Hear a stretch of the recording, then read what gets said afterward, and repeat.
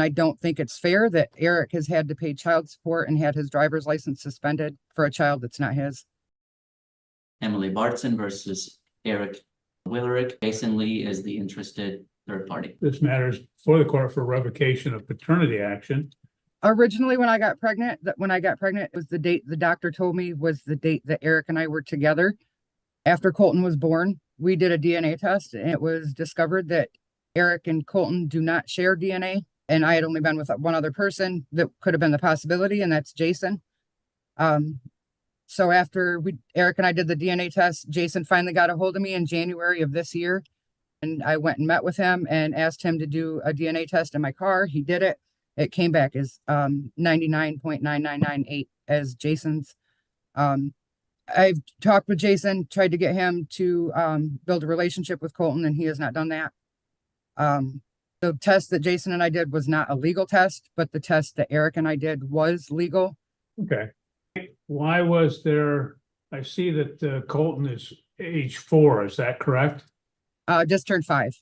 Why did you delay so long? When Eric and I did the DNA test, it was in 2020 or 2021.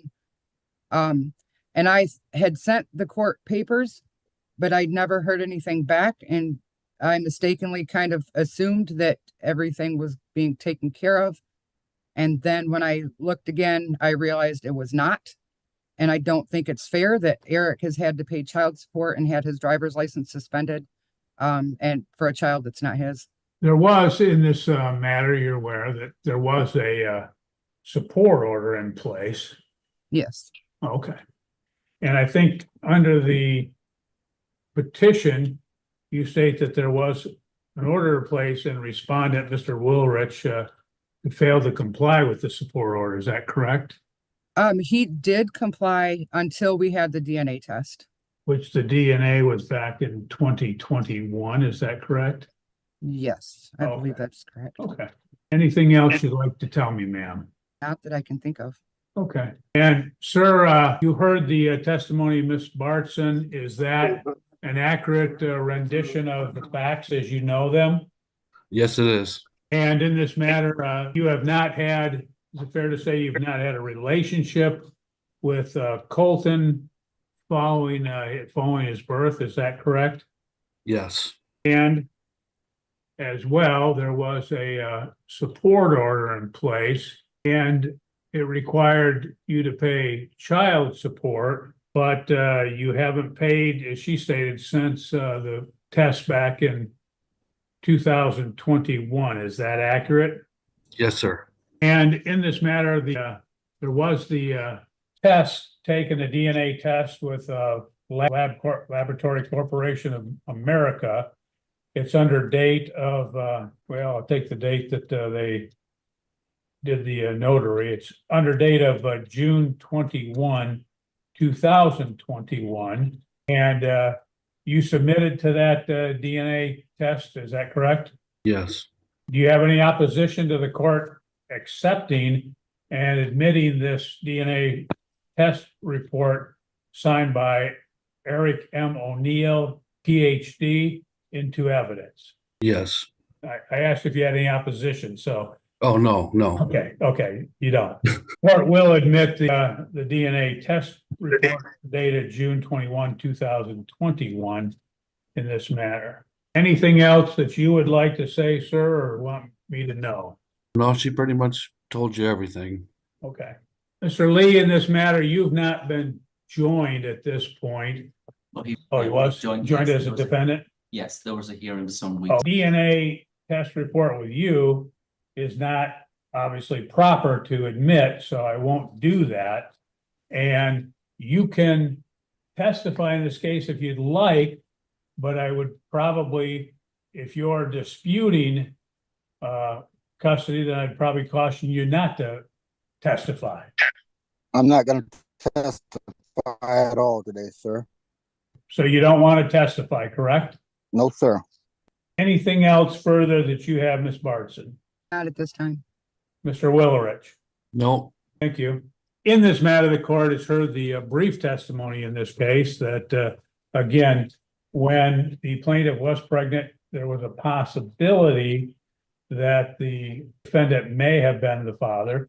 And after the child was born back in, well, the child's 5 now, so he'd have been born before that, after that, sometime in 2021, the parties had a DNA test report, which has been admitted as Exhibit 1 in this matter. That report that I've identified previously, signed by Eric M. O'Neill, PhD, shows a probability of paternity of 0%. The court will note that, again, this is a delayed motion in this particular matter.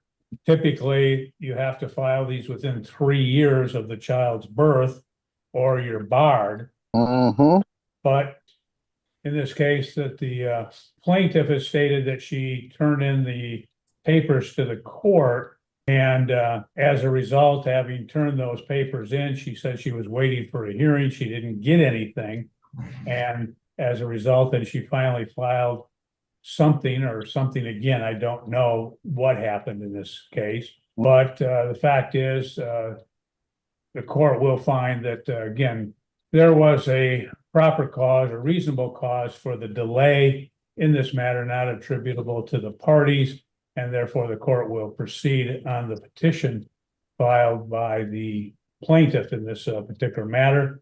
The court will determine, based upon the testimony and the evidence submitted in this matter, and further based upon the fact that the respondent defendant has not paid support pursuant to the support order entered in this matter previously, and he has testified as well that he's had no relationship with the minor child in this matter, that in fact the court will determine that he is in fact not the biological father of this particular child, Colton Roger Bartson, that in fact the child is a child born out of wedlock in this particular case, and the court will have to determine paternity later in this matter, as I'm not able to as a result of these proceedings.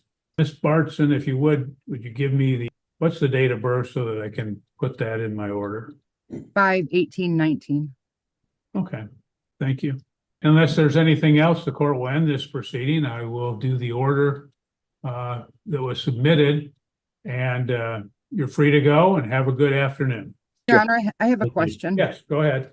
How does Eric go about getting his license back and getting the warrant taken care of for the past due child support? Well, once this order gets entered, which will be entered today, I don't know if the clerk's office will be able to have it docketed today or not. That's up to them, but it'll be entered today. He can, based upon that, contact his front of the court enforcement officer, inform them of what's happened, and then they in turn can proceed with getting and vacating, reinstating his license, as well as eliminating the support obligation.